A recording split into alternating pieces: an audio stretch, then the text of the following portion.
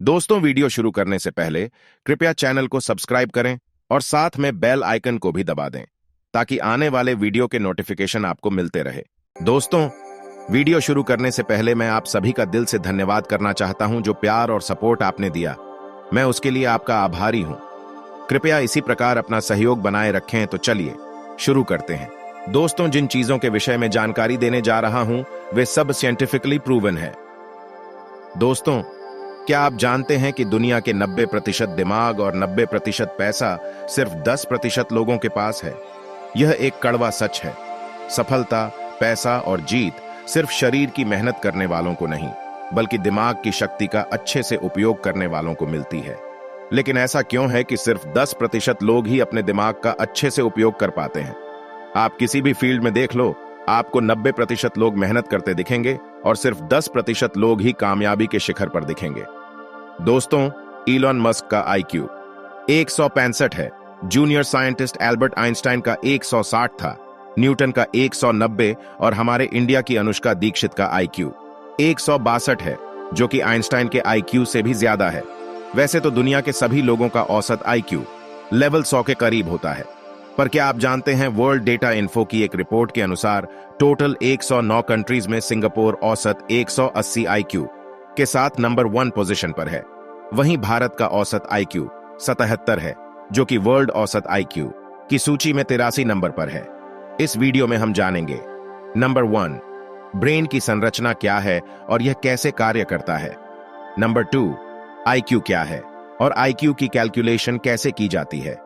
Number 3, brain की power कैसे बढ़ाई जा सकती है।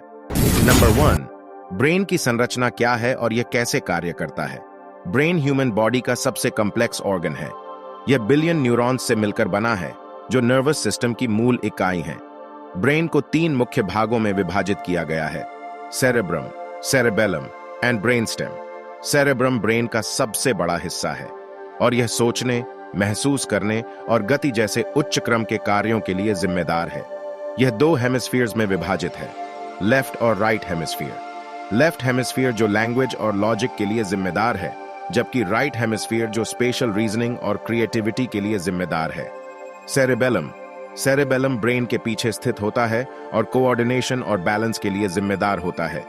यह सीखने और याददाश्त में भी भूमिका निभाता है। ब्रेनस्टेम, ब्रेनस्टेम ब्रेन के बेस पर स्थित होता है और ब्रीथिंग, हार्ट रेट और ब्लड प्रेशर जैसे महत्वपूर्ण कार्यों के लिए जिम्मेदार होता है। यह सेरेब्रम और सेरेबेलम को स्पाइनल कॉर्ड से भी जोड़ता है। ब्रेन एक कॉम्प्लेक्स ऑर्गन है जिसे अभी भी पूरी तरह से समझा नहीं जा सका है। हालांकि वैज्ञानिकों ने इसके बारे में बहुत कुछ जान लिया है कि यह कैसे काम करता है। उन्होंने पता लगाया है कि ब्रेन न्यूरॉन्स के डिफरेंट नेटवर्क से बना है, जो डिफरेंट कार्यों के लिए जिम्मेदार हैं। उदाहरण के लिए, न्यूरॉन्स का एक नेटवर्क है जो विजन के लिए जिम्मेदार है। एक अन्य नेटवर्क है जो सुनने के लिए जिम्मेदार है। ब्रेन भी लगातार बदलता रहता है। जैसे जैसे हम नई चीजें सीखते हैं, न्यूरॉन्स के बीच कनेक्शंस मजबूत होते जाते हैं।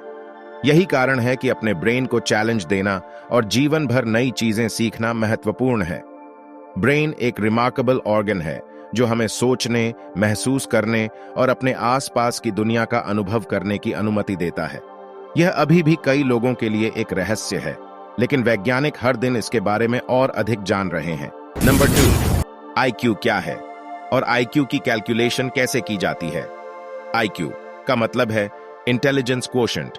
यह एक नंबर है जिसका उपयोग किसी व्यक्ति की इंटेलिजेंस को मापने के लिए किया जाता है। IQ परीक्षण व्यक्ति की कॉग्निटिव एबिलिटीज का मूल्यांकन करने के लिए डिजाइन किया गया है, जैसे कि समस्याओं को हल करने, सोचने और नई जानकारी सीखने की क्षमता। लेकिन हम कैसे पता लगा सकते हैं कि हमारा IQ कितना है? तो इसके लिए एक सिंपल IQ टेस्ट फॉर्मूला है। IQ equal to mental age divide by chronological age multiply 100। Mental age वह एज है जिस पर कोई व्यक्ति IQ परीक्षण में सफल होता है। क्रोनोलॉजिकल एज व्यक्ति की वास्तविक आयु है। उदाहरण के लिए, यदि 10 वर्ष का कोई व्यक्ति औसत 12 वर्ष के बच्चे के स्तर पर IQ परीक्षण करता है, तो उसका IQ 120 होगा। IQ स्कोर आमतौर पर 0 और 200 के बीच होता है। औसत स्कोर 100 होता है। 130 या उससे अधिक का स्कोर प्रतिभाशाली माना जाता है, जबकि 100 को औसत माना जाता है। ध्यान रखना महत्वपूर्ण है कि आईक्यू टेस्ट्स इंटेलिजेंस का सही माप नहीं है। इसमें कई फैक्टर्स होते हैं जो किसी व्यक्ति के आईक्यू स्कोर को प्रभावित कर सकते हैं, जैसे कि उनका कल्चरल बैकग्राउंड, एजुकेशन लेवल और मोटिवेशन। इसके अतिरिक्त आईक्यू स्कोर में समय के साथ उतार चढ़ाव हो सकता है। किसी व्यक्ति का आईक्यू स्कोर तब अधिक हो सकता है जब वह युवा होता है, और फिर जैसे जैसे वह बड़ा होता जाता है उसमें थोड़ी गिरावट आती है। नंबर 3, ब्रेन की पावर कैसे बढ़ाई जा सकती है। आप अपनी ब्रेन पावर को बढ़ाने के लिए आप कई चीजें कर सकते हैं। 1.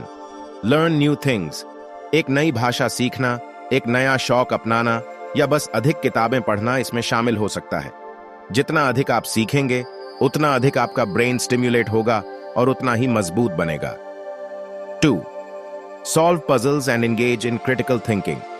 ये एक्टिविटीज आपकी प्रॉब्लम सॉल्विंग स्किल्स को ट्रेन करने और आपकी कॉग्निटिव फ्लेक्सिबिलिटी में सुधार करने में मदद करती हैं। आप अलग अलग प्रकार की पजल्स और ब्रेन टीजर्स का उपयोग कर सकते हैं, जिनमें चुनौती देने वाली पजल्स भी हों लेकिन बहुत डिफिकल्ट ना हो। 3. Exercise regularly. एक्सरसाइज से ब्रेन को कई लाभ होते हैं, जिसमें एनहांसिंग मेमोरी और कॉग्निटिव फंक्शन में सुधार शामिल होता है। सप्ताह के अधिकांश दिनों में कम से कम 30 मिनट की मॉडरेट टू इंटेंस एक्सरसाइज का लक्ष्य रखें। 4.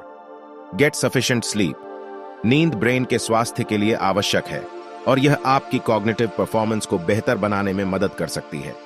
हर रात 7-8 घंटे की नींद का लक्ष्य रखें। 5. Maintain a healthy diet. फलों, सब्जियों और साबुत अनाज से भरपूर आहार आपकी ब्रेन हेल्थ सहित आपके ओवरऑल वेलबीइंग को बेहतर बनाने में मदद कर सकता है। ऐसे खाद्य पदार्थ चुनें जिनमें एंटीऑक्सीडेंट की मात्रा अधिक हो, जैसे जामुन, पत्तेदार हरी सब्जियां और मेवे। 6. Manage stress. स्ट्रेस आपकी ब्रेन हेल्थ पर नेगेटिव इफेक्ट्स डाल सकता है। स्ट्रेस को कम करने के लिए व्यायाम, ध्यान या योग जैसे हेल्थी तरीके खोजें। ध्यान दें कि ब्रेन पावर केवल आईक्यू से ही नहीं आती है। आपकी ओवरऑल इंटेलिजेंस में कई अन्य कारक भी योगदान करते हैं, जैसे कि क्रिएटिविटी, प्रॉब्लम सॉल्विंग स्किल्स और इमोशनल इंटेलिजेंस। इसलिए केवल अपना आईक्यू बढ़ाने पर ही ध्यान मत दें, बल्कि वे चीजें करें जो आपको खुद का सबसे स्मार्ट संस्करण बनने में मदद करेंगी। यह भी याद रखना महत्वपूर्ण है कि विभिन्न अध्ययनों में देखा गया है कि प्रारंभिक शिक्षा का भी ब्रेन डेवलपमेंट पर पॉजिटिव प्रभाव होता है। इसलिए विकासशील और सकारात्मक वातावरण में रहने का भी ध्यान रखें। आपको हमारी यह वीडियो कैसी लगी? कमेंट करके जरूर बताएं। चैनल को सब्सक्राइब करें, वीडियो को लाइक और शेयर करें और प्रेस करें बेल आइकन को, जिससे आपको हमारी आने वाले वीडियोज की नोटिफिकेशन मिलती रहे।